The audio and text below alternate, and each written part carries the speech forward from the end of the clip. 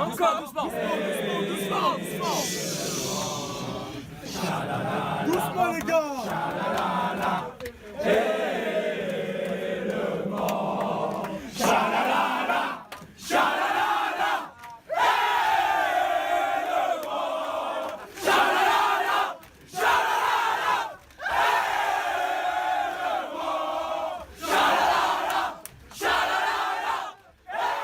Quelles belles images! Et oui, nous aussi on l'a notre petite bonnette, évidemment, porte-bonheur, on ne s'en lasse pas de ces images, évidemment. Bonjour à tous, salut les amis, salut les footos, on va revenir pour cette dernière émission de la saison 2018-2019 sur la montée du Mans FC. Comment pourrait-il en être autrement? Une émission préparée conjointement, évidemment, toujours avec nos confrères de France Bleu Mayenne, France Bleu Maine et France Bleu Loire-Océan. Et pour parler de cette montée du Mans en Ligue 2, eh bien, qui de mieux placé que le capitaine de cette formation mancelle pour venir s'exprimer ici sur le plateau du USB. J'ai le plaisir d'accueillir le capitaine du Mans FC, Stéphane Vincent. Salut Stéphane. Merci beaucoup d'avoir fait le déplacement. C'est vraiment un bonheur. Alors d'abord de vous avoir suivi, notamment sur cette fin de championnat et sur ces barrages, mais également eh bien, de te voir ici cet après-midi. Tu as vu, ça ressemble pas vraiment à ce que vous connaissez au MM Arena. Ouais, c'est un peu plus vintage, on va dire. T'as connu ça au début de ta carrière, peut-être? Ouais, au centre de formation à Saint-Etienne, il y avait des casiers qui étaient un peu similaires. Sauf que bon, c'était un peu plus vert, en fait. Un peu plus vert au niveau de la couleur, effectivement. C'est bien parce que même si t'as pas beaucoup dormi, ça se voit pas trop d'abord, t'as pas oublié le maillot que chaque invité doit amener. Allez, vas-y, va nous le chercher parce que celui-là, il est collector. Effectivement, c'est le maillot du barrage retour qui nous a permis d'accéder en Ligue 2. Celui que tu as porté à Ajaccio. Hein. Effectivement. Bon, il a été un peu lavé entre-temps. Oui, quand même un peu. Elle en a pris soin, elle n'a pas fait n'importe quoi. C'est bien. Mais ouais, non, honnêtement, c'est un maillot qui nous a d'une porté bonheur.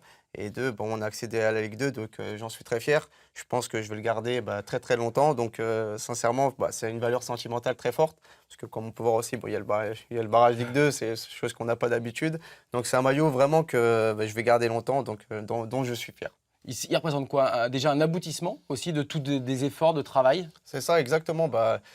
On est amené dans une carrière à effectuer beaucoup de travail, manger aussi beaucoup de pain noir de temps en temps. Et c'est vrai que là, c'est vraiment un aboutissement. C'est de revenir dans le monde professionnel.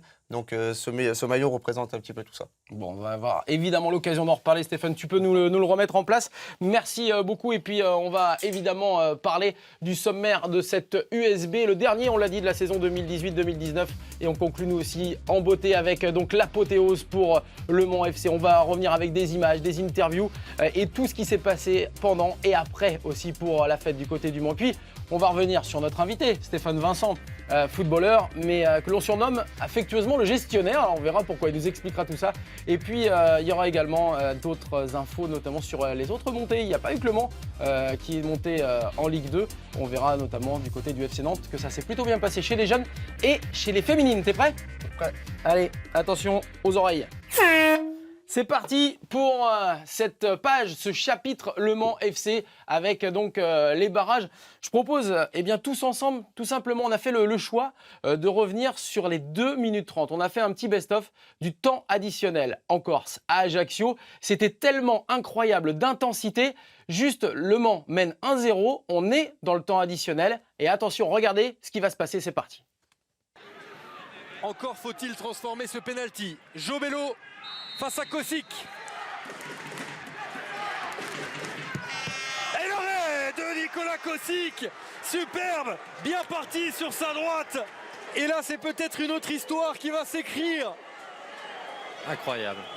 Tous les ingrédients sont en place pour que l'exploit ait lieu. Incroyable arrêt de Kosic. 1 minute, je pense qu'on ira peut-être un peu au-delà, Robert, parce qu'il y a eu un long temps d'attente pour l'exécution du penalty pendant ce temps additionnel. Nous avons passé les 6 minutes, François. C'est la folie sur les bancs. Tous les joueurs du gaz sont sortis, sont debout, ils s'improvisent tous entraîneurs. C'est le dernier ballon. C'est le dernier ballon avec la tête de bas. Ils n'ont plus les cannes, les Monceaux, pour récupérer ce ballon. Il n'est pas en position de hors-jeu, il est parti de son camp. Jérémy Blaillac. Pour éteindre le suspense dans cette partie, Blaillac en retrait, l'arrêt de Kosic. Il fallait garder le ballon, c'est ce qu'on dit sur le banc du Gazélec. Dernier ballon ou pas? Elie Salt avec Affini. à 30 mètres du but. Elissal qui laisse filer ce ballon pour le capitaine Stéphane Vincent, le centre deuxième poteau. La tête de Diarra. Soro pour marquer ce but qui va permettre au Mans de retrouver la Ligue 2. Il est sorti de nulle part et il signe ce but d'un S qui veut dire Soro. C'est complètement fou. C'est la Ligue 2. Nous sommes à 9 minutes de temps additionnel. Il n'y a rien de rationnel dans cette fin de partie. Il n'y a rien de normal et c'est pour ça qu'on aime ce championnat. C'était pareil la saison dernière, en Corse encore, Ah oui. pour l'ACA face au Havre. Le Gazélec, s'il ne marque pas, va rejoindre le championnat de France de national. Et c'est terminé, c'est sifflé. L'incroyable exploit, la joie immense du Mans, le Mans Football Club qui va retrouver le championnat professionnel. 6 longues années après l'avoir quitté, suite à une rétrogradation administrative, puis une liquidation judiciaire, les Manceaux sont repartis de la division d'honneur et vont retrouver la Ligue 2 la saison prochaine. Le Gazélec descend en national. Voilà, on s'est fait un petit plaisir, hein, franchement. Ouais, voilà, vrai kiff. Et c'est vrai que tu avais revu, j'imagine, les images dès que tu as pu revoir ce temps additionnel. Quand tu les revois à chaque fois, ces images, ça te fait quoi? Franchement, de l'émotion. En plus, c'est le scénario qui fait que à 1-0, il y a l'arrêt de Kosic sur le penalty. On se dit, bon, le temps passe, on arrive 95, 96. Mais tu t'es dit, c'est mort, de toute façon, quand il y a eu le penalty, non? Dans ta tête, non? Je me disais pas que c'était mort, mais malgré tout, ça allait être plus compliqué. Mais c'est vrai que je vois le temps défiler et il y a l'action aussi de le Blaya quand il la met en retrait, Gomis qui tire. Je me dis, bon, et au final, sur le contre, tout le monde va vers l'avant. Au final, un ballon dans la surface, remise de. Que tu mets? Oui, bien sûr, et que Diarra remise. Et après, Mamadou Soro. Et franchement, je suis super heureux aussi pour lui parce qu'il a été un peu critiqué cette saison et il a répondu présent. Il a toujours eu le mental pour répondre. Et c'est un beau cadeau qui fait nous, les Sartois, nous, les Manceaux et un peu à tout le monde, quoi. Non, c'est exceptionnel. Et on l'entendra, Mamadou Soro, dans quelques secondes. Alors, c'est vrai qu'il y avait une cinquantaine de supporters Manceaux qui avaient fait le déplacement. Ça s'est pas très bien passé d'ailleurs. On les salue au passage parce qu'ils ont été un peu malmenés par nos amis de Corse. Il y a eu énormément aussi de gens qui ont regardé ce match, aussi bien devant leur petit écran, aussi bien on va le voir sur les réseaux sociaux parce que il y a France Bleu Maine qui a posté, vous allez le voir, ces supporters Manceaux qui ont regardé sur grand écran. Ils étaient plusieurs. Regarde, on va les voir. C'est au moment du but d'ailleurs, Mamadou.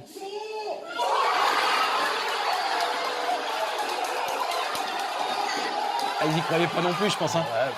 Parce que c'est une fin quand même, c'est digne d'un film, quoi. Franchement, digne d'un film, complètement. Mais après, j'imagine pas, parce que devant la télé, je pense que ça devait être exceptionnel. Nous, déjà sur le terrain, de le vivre intensément, parce que quand Mamadou il marque, l'émotion, ça submerge. Hein, et finalement, on se regarde tous dans le blanc des yeux, il y a engagement, on se dit, allez, on va vite vers l'avant, on essaie de. Mais devant la télé, je pense que c'était encore. C'est une autre sensation, mais je pense que ça devait être exceptionnel. Ah oui, non, c'était même au stade. Hein, pour nous, moi, j'étais à côté d'Anthony Lefort, le responsable de la communication chez vous. Il était comme un fou au moment du but. Moi, j'ai dit de se calmer parce qu'il y avait des Corses à côté, donc pas trop fort.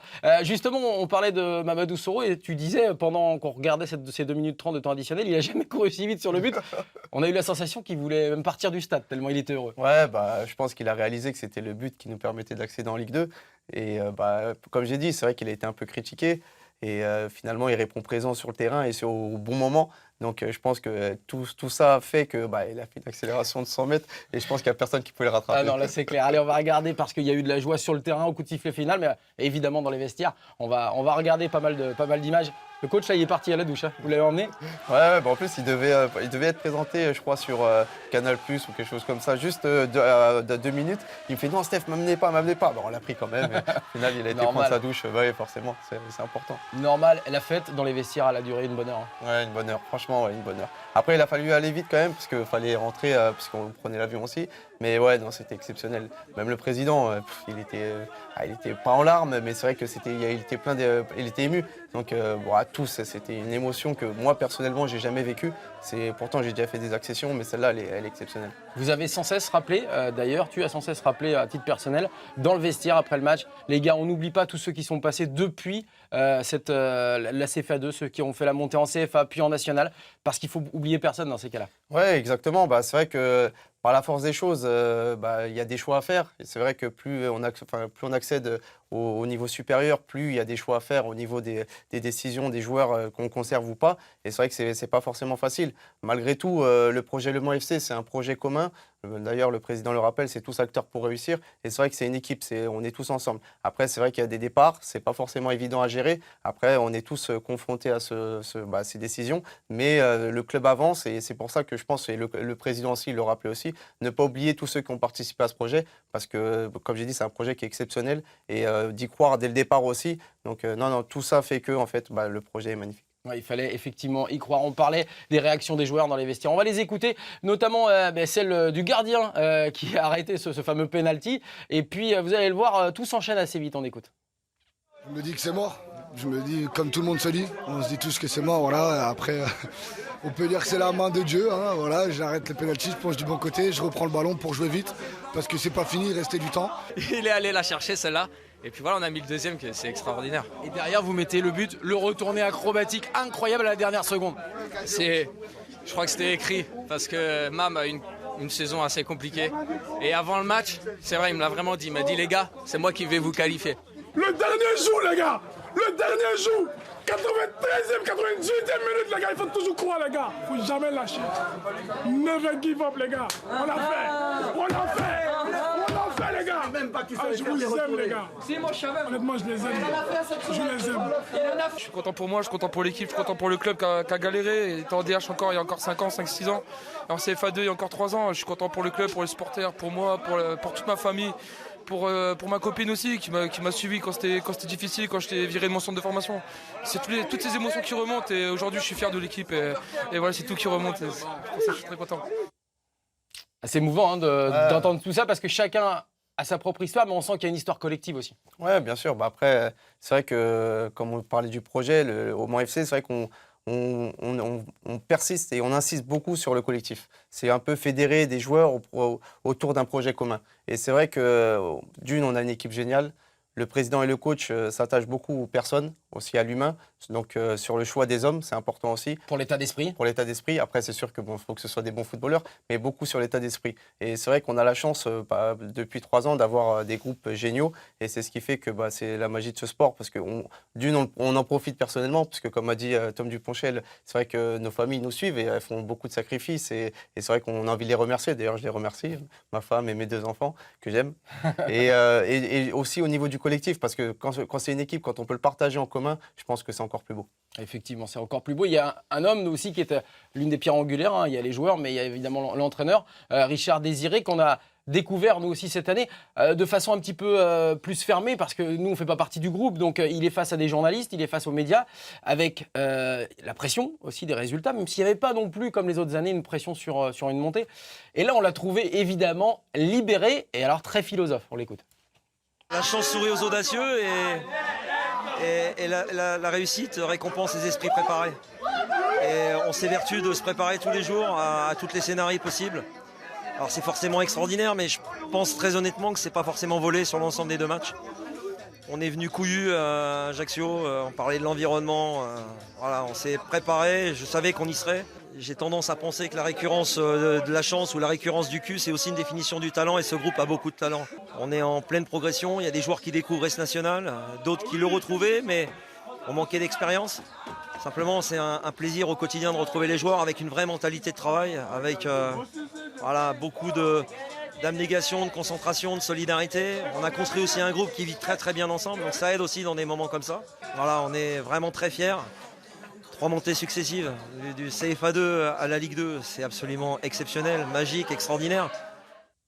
Magique, extraordinaire, exceptionnel. Évidemment, tous les superlatifs sont là. Alors, nous, Richard Désiré, on ne le connaît pas personnellement. Il le dit lui-même, d'ailleurs, à la fin de cette interview. J'espère que ce soir, je vais pouvoir me lâcher juste après le match. Il est comment, lui, au quotidien ? Il est exigeant. travailleur et en même temps, il a ce côté humain. En fait, il a un peu des deux. Ce qui fait qu'on l'adore et des fois, on peut un peu le détester. Mais c'est vrai que le ratio fait que, bien entendu, mais c'est quelqu'un de travailleur. Il sait où il a envie d'aller. Je pense qu'il a beaucoup d'ambition. Et cette année, il a eu une année aussi un peu compliquée parce qu'il a beaucoup travaillé aussi au niveau de son diplôme et au niveau, bien entendu, de l'équipe. Donc, c'est tout enrichissant pour lui. Et on peut le féliciter aussi beaucoup par rapport à ça parce qu'il s'est battu, il a obtenu tout ce qu'il voulait. Donc, c'est une année exceptionnelle pour lui. Effectivement, il a obtenu son BEPF, hein, c'est ça, cette année, son diplôme d'entraîneur qui va pouvoir, on le verra bien tout à l'heure. Tout à l'heure, non, maintenant, puisque la question qui s'est posée juste après, le président et l'entraîneur, ils gardaient un petit peu le suspense. Il était en fin de contrat, Richard Désiré, et on a demandé au président, juste après la fin du match, alors, Le Mans continue avec Richard Désiré ou pas? Ça fait 3 ans maintenant que je bosse avec Richard. J'ai toujours dit, c'est un très bon entraîneur qui méritait d'aller là-haut. Et je suis content, on va y aller ensemble. Hein, donc ça, c'est, je pense, une bonne nouvelle pour tout le monde. Et je suis très heureux pour lui parce qu'il mérite de connaître le monde pro. Après, il y a beaucoup de travail. On sera en grand danger la saison prochaine. En grand danger la saison prochaine. Donc il faudra rester bien les pieds sur terre, beaucoup travailler, bien préparer la saison qui va arriver très très vite. Très très vite. Donc voilà. Mais là, on va un petit peu profiter ce soir. Et puis et j'espère que il va y avoir la fête au Mans. Et puis après, il faudra se mettre au travail. Oui, il faudra déjà se mettre au travail puisque vous reprenez le 24 juin. C'est ça, Le exactement. lundi 24, donc on va te souhaiter déjà des bonnes vacances. On a entendu que Richard Désiré donc restait l'entraîneur et ça c'est certainement une bonne nouvelle pour la plupart d'entre vous et pour le Mans FC. On va te poser la question parce que j'imagine que les entretiens individuels ont dû débuter. Tu es passé avec le président, avec l'entraîneur, avec le staff? Je suis passé effectivement, ça s'est bien passé. Moi, je pense, j'ose espérer qu'ils seront satisfaits de moi. Donc, normalement, je suis censé continuer encore un an. Rien n'est signé, on est encore en discussion sur certaines choses. Mais moi, en tout cas, mon souhait, c'est de rester, bien entendu, au club la saison prochaine. Bon, c'est une bonne nouvelle aussi pour tout le monde parce que c'est vrai qu'en parlant avec tes coéquipiers, le capitaine que tu es a visiblement beaucoup d'affection, mais aussi d'amis dans le vestiaire. Donc, on espère évidemment que ça va continuer. On va regarder sur les réseaux sociaux. Ça n'a pas arrêté, hein, les joueurs, les supporters, évidemment, ont posté pas mal de choses. Rémi Boissier, qu'on a eu ici sur le même plateau, on ne pouvait pas ne pas le mettre, Rémi Boissier, on va le voir, parce qu'il n'a pas arrêté de jouer avec son téléphone. Voilà, avec Mamadou Soro et Stéphane Diarra pour fêter la Ligue 2. Ça, c'était dans le vestiaire, mais on va voir, hein, il y a tout un tas de... Voilà, la remontada, évidemment, les bons jeux de mots, et ça pouvait être que bon. Vous avez terminé à quelle heure? Tard. Ouais, tard le matin? Ouais, tard le matin. Ouais, au final, tôt, ça dépend. Ouais. Mais ouais, vers 7h à peu près, ouais, ça a bien duré. Mais bon, fallait, hein, pour une montée en Ligue 2, je pense que c'est normal. C'est obligé, effectivement. Alors là, il y a eu un départ vers 22h30, 22h45 de l'aérodrome de l'aéroport d'Ajaccio, direction Le Mans, pour aller voir les supporters. On va voir les images d'ailleurs, hein, parce que vous avez été accueillis. C'était presque la Coupe du Monde qui était gagnée là. Franchement, c'est... Regarde. On ne s'attendait pas à autant de monde. On est arrivé surpris, on va courir vers les supporters. En plus, il y avait nos femmes et nos enfants qui étaient là. Ouais, un moment magique. Bref, je me suis pris mes enfants et ma femme dans les bras. Et, j'avais les larmes aux yeux. Je n'ai pas pleuré, mais j'avais les larmes aux yeux. Attention. Alors, on a le droit de pleurer dans ces moments-là. Bien sûr. Mais c'est de la joie. C'est exceptionnel. Et même, c'est une victoire aussi pour nos familles. Hein, parce que, comme j'ai dit, ils nous suivent souvent. C'est pas facile, des sacrifices aussi. Donc, des moments où mon fils qui me fait coucou. Mais ouais, non, c'est exceptionnel. C'est des moments magiques. Moment magique, effectivement. Et puis, il y a eu donc la fête, la nuit. Très peu de sommeil. Le lendemain, rendez-vous dans le centre-ville du Mans. Il y a eu la place des Jacobins. On va voir aussi encore toute cette foule de supporters et de joueurs qui se sont mêlés. Stéphane Diarra, il aime bien le micro aussi. Hein. Ah, il aime bien. C'est l'ambianceur du vestiaire. C'est vrai? C'est lui? Ouais, c'est lui. Bon, il fait les cris de guerre, tout. Ouais, jeune âge, mais déjà pas mal de tempérament. Ouais, mais ce que j'aime chez lui, c'est que d'une, il est à l'écoute et deux, il sait où il a envie d'aller. Et ça, c'est rare pour un jeune joueur de son âge. Ouais, formé au Stade Rennais, prêté par le Stade Rennais au Mans. Ouais. Donc lui, c'est pareil. Normalement, il est censé repartir du côté du Stade Rennais. On va voir ce qu'il en advient. En tout cas, il y a eu énormément de photos, de posts sur les réseaux sociaux. On va voir une dernière vidéo de supporters justement qui étaient juste après du côté de la place des Jacobins, non, si je ne m'abuse. Ouais, c'est ça. Il y a du monde. Hein. C'était même là. il n'y a pas beaucoup de villes qui peuvent dire que quand il y a une accession comme ça, ou ça fait comment. Mais il y a un engouement au Mans qui on sentait la nostalgie vraiment du professionnalisme. Depuis que je suis arrivé en CFA2, je me souviens que tout le monde nous parlait du MMA, qu'il était vide, que personne ne jouait dessus. Et finalement, petit à petit, on voyait que d'année en année, il y avait les tribunes qui étaient de plus en plus remplies. Donc c'est vrai que les gens, ils attendaient ça avec impatience et on le ressent encore plus aujourd'hui. Bon, on va refermer rapidement, enfin pas rapidement, mais assez promptement le chapitre justement sur cette accession. Un dernier petit mot quand même, parce que l'année prochaine, sans faire offense au club que vous avez pu jouer cette année, mais l'année prochaine, c'est Lens, c'est Auxerre, c'est Sochaux, c'est tous ces clubs qui ont des histoires en Ligue 1 déjà incroyables, non? Oui, complètement. Là, on rentre vraiment dans une dimension tout autre et c'est plus nous vraiment qui sommes attendus, c'est plutôt même un peu l'inverse. Donc après, c'est pas plus mal aussi, parce que c'est vrai que quand les équipes adverses en national venaient au MMA, elles étaient un peu galvanisées par tout ça. Parce que là, ça sera un petit peu l'effet inverse. Nous, on va arriver dans les autres clubs peut-être un peu plus galvanisés aussi. Donc ça va mettre un peu plus de piment, un peu plus de challenge.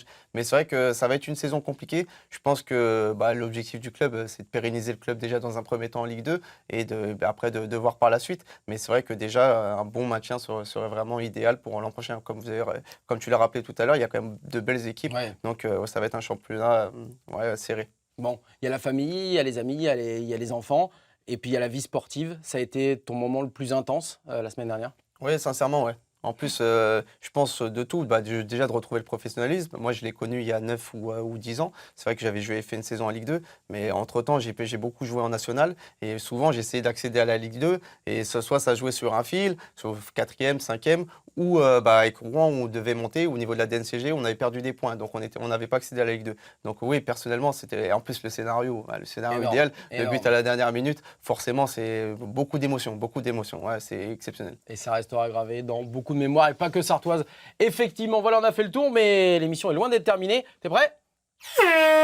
Allez, les supporters manceaux qui veulent en savoir un peu plus, même s'ils te connaissent parfaitement, eh bien, on va parler de toi, Stéphane Vincent, donc capitaine, on l'a dit, du Mans FC. On va regarder d'abord le petit CV. Alors, né le 2 septembre ou 3 septembre, je vois pas bien là. Le 2, voilà, du côté de Neuilly-sur-Marne, en région parisienne. On voit un petit peu là, ce qui défile, hein. C'est vrai que tu as fait quelques clubs, alors beaucoup de nationales, c'est ce qu'on a vu. Formé à Saint-Étienne. Effectivement. Pendant combien d'années? Je suis resté 8 ans et 2 ans prêté, parce que j'ai signé mon premier contrat professionnel là-bas, mais j'ai été prêté les 2 premières années à Raon-l'Étape et à Guignon. Bon, on voit la photo. Fais pas footballeur là. Il n'y a pas beaucoup de footballeurs qui ont des lunettes comme ça. Donc on verra qu'après, il y a aussi en parallèle des études et une après-carrière qui va se dessiner et qui sera certainement aussi importante que celle que tu es en train de vivre. On voit des images justement parce qu'on parlait de Saint-Étienne. Je ne sais pas si on a bien eu le temps de voir la photo de la SSE du côté du Forez. Il y aura également la photo de Guignon puisque tu as été prêté là-bas.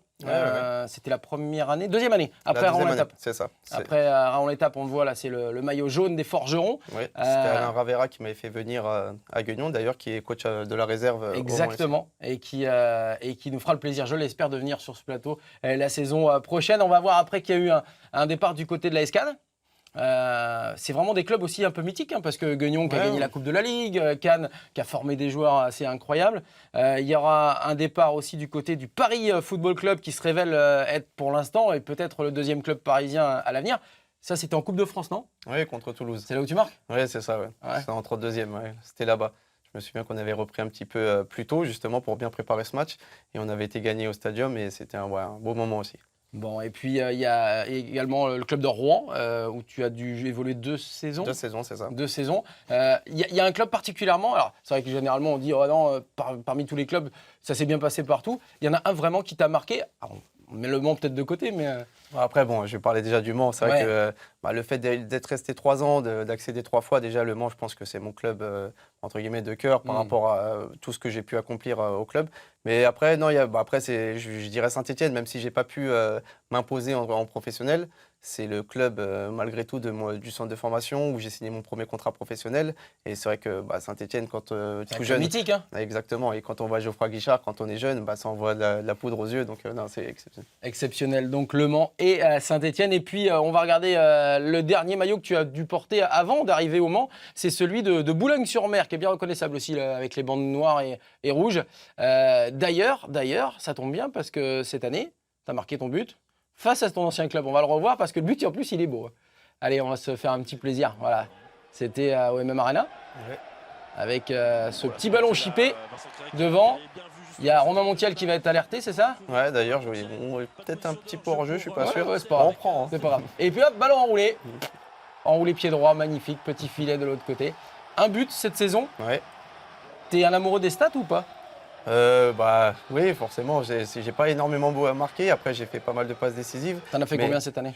J'ai pas compté, je crois que je dois être à 5 ou 6. Hmm. Mais c'est vrai que là, je marque parce que je me suis retrouvé, le coach avait fait un changement un peu tactique, il m'avait fait passer devant. Donc j'étais à la base côté gauche et c'est vrai que je me suis retrouvé devant. En deuxième attaquant? C'est À ça, tourner autour. c'est ça. Et c'est un poste que j'affectionne aussi. D'ailleurs, le coach, sur le match des barrages retour, m'a refait passer devant. Bon, je marque, malheureusement un peu hors jeu aussi également. Mais après, c'est des choses. C'est vrai que sur le côté, je suis plus à déborder centré qu'à me retrouver forcément dans la finition. Après, c'est peut-être encore une marge de progression où je dois progresser là-dessus, mais c'est vrai que je suis plus un centreur. Bon. Si tu fais un petit peu, tu regardes dans le rétro un peu ta carrière, aucun regret, tu as fait tout ce qu'il fallait, est-ce que tu as donné tout ce que tu avais envie de donner? Même si elle n'est pas terminée ta carrière. Ouais, non, bien sûr, j'espère qu'elle va continuer encore un peu. Mais non, j'ai aucun regret, j'ai essayé de tout donner. À chaque fois, comme on a pu voir sur mon CV, j'ai été dans beaucoup de clubs qui essaient de jouer la montée. Forcément, des fois, ça s'est joué de peu. Et non, j'ai aucun regret. Aujourd'hui, à bientôt 33 ans, le fait de retrouver le monde professionnel, c'est que j'ai pas abandonné non plus. Donc non, je suis satisfait. C'est vrai que ça aurait pu être mieux, ça aurait pu être bien pire. Je pense que j'aurais pu arrêter depuis longtemps. Je suis content de ce que j'ai fait, honnêtement. Et j'ai fait découvrir du pays aussi à ma femme et mes enfants. C'est pas mal pour la culture. Exactement. Non, je suis quand même heureux. Heureux. Et très bien, ça va continuer, bien évidemment. Allez, on va s'attarder en te souhaitant plein de bonnes choses, évidemment, sur la troisième partie, le troisième chapitre de cette USB Foot. Le dernier, on l'a dit, de la saison. Attention, les oreilles, la dernière fois. Allez, on y va. Et c'est pour les montées successives. On a vu celle du Mans donc, en Ligue 2 avec Stéphane Vincent. On va s'attarder sur les féminines du FC Nantes. Et on va reparler du Mans. Malheureusement, là, il n'y a pas eu de montée. On va regarder ce qui s'est passé du côté des féminines du FC Nantes avec la joie. Elles avaient gagné 2-0 à l'aller face au Mans FC et elles ont répondu encore présentes, les Nantaises, face au Mancel en gagnant, en l'emportant 1-0 avec le soutien de leur public. Là aussi, comme pour vous, on disait sur les deux matchs, c'est mérité. Je pense qu'avec ces 3 buts marqués sur les deux matchs, visiblement, ça l'était également. Partie remise pour les féminines qui vont rejouer la montée l'an prochain du côté du Mans FC. Il y a une vraie connexion, on vous voit souvent avec les filles en photo, il y a une vraie connexion entre vous? Oui, il y a une connexion et c'est vrai que le foot féminin, je pense que c'est l'avenir aussi. Et d'ailleurs, ils sont entraînés par Damien Bolini qui fait du très bon travail aussi. Et non, il y a une connexion, je pense que j'espère, c'est vrai que ça s'est joué de peu pour la montée sur le barrage contre Nantes, mais j'espère que l'an prochain, ils vont réussir à accéder justement en D2. Bon, tu regarderas quelques matchs, même si tu vas du côté de la Crète en vacances. Oui, on va regarder un petit peu. C'est bien. C'est important, l'équipe de France, on les soutient. Exactement, qu'elle soit masculine ou féminine. Exactement. Et puis, il y a une autre formation qu'il faut mettre à l'honneur également du côté du FC Nantes. On a beaucoup parlé de l'équipe professionnelle, mais les moins de 17 du club qui ont réalisé une saison en tout point incroyable. 25 victoires, 2 matchs nuls, aucune défaite, plus de 100 buts marqués, à peine 20 encaissés. Écoutez-les, ils ont célébré le match et ils ont célébré la victoire et le titre de champion, mais en pensant à Emiliano Sala, on les écoute.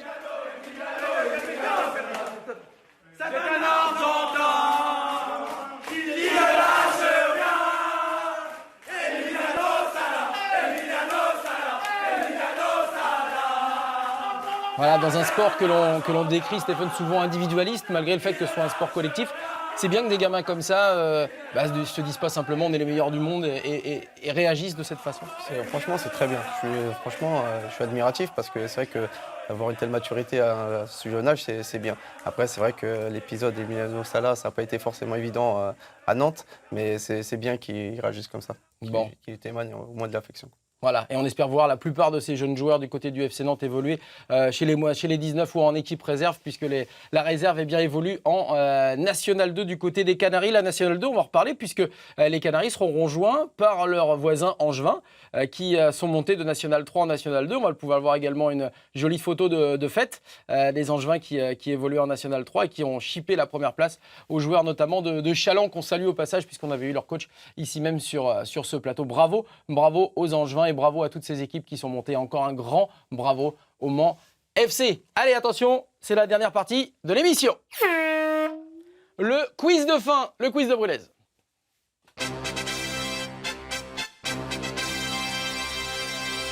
Alors attention Stéphane, si jamais tu n'as pas regardé l'émission avant de venir, tu sais qu'il y a une petite question qui est posée à l'invité en toute fin d'émission. D'abord tu vas choisir un petit placard et me sortir un maillot pour me donner bien, le thème de cette question.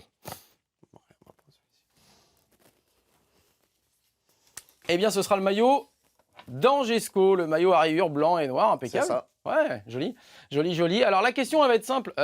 Vous avez réalisé l'exploit donc de passer par les barrages et d'accéder du national en Ligue 2. Il y a un autre club des Pays de la Loire qui l'a réalisé avant vous.